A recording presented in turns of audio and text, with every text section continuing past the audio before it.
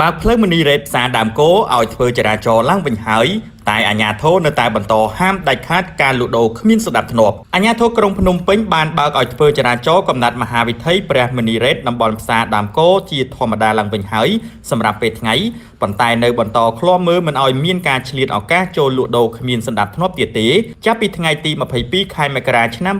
2026នេះតទៅអ្នកនាំពាក្យរដ្ឋបាលរាជធានីភ្នំពេញលោកស្រីដាវសំភ័រនាយិការងរដ្ឋបាលនិងជាអ្នកនាំពាក្យបានបញ្ជាក់ឲ្យដឹងថាបន្ទាប់ពីរៀបចំអ្នកលក់ដូរគ្មានសណ្ដាប់ធ្នាប់បានល្អប្រសើរចាប់ពីព្រឹកថ្ងៃទី22ខែមករាឆ្នាំ2026នេះរដ្ឋបាលរាជធានីភ្នំពេញបានបើកឲ្យចរាចរណ៍ចេញចូលនៅមហាវិថីព្រះមនីរ៉េតជាធម្មតាសម្រាប់ពេលថ្ងៃ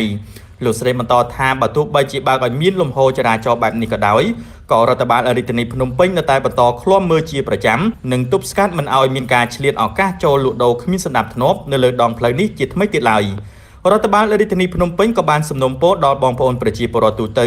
មេត្តាចូលរួមសហការនិងផ្ដល់ព័ត៌មានបន្ថែមក្នុងករណីរកឃើញថាមានជនឆ្លៀតឱកាសមកលក់ដូរគ្មានសណ្ដាប់ធ្នាប់ជាថ្មីនៅលើដងផ្លូវនេះអ្នកនាំពាក្យរាជធានីភ្នំពេញក៏សូមថ្លែងអំណរគុណយ៉ាងជ្រាលជ្រៅបំផុតចំពោះបងប្អូនប្រជាពលរដ្ឋទូទៅក្នុងរាជធានីភ្នំពេញដែលផ្ដល់ការគាំទ្រយ៉ាងពេញទំហឹងដល់យើងខ្ញុំក្នុងការរៀបចំសណ្ដាប់ធ្នាប់សាធារណៈនៅបរិវេណជុំវិញតំបន់ផ្សារដើមគោនេះ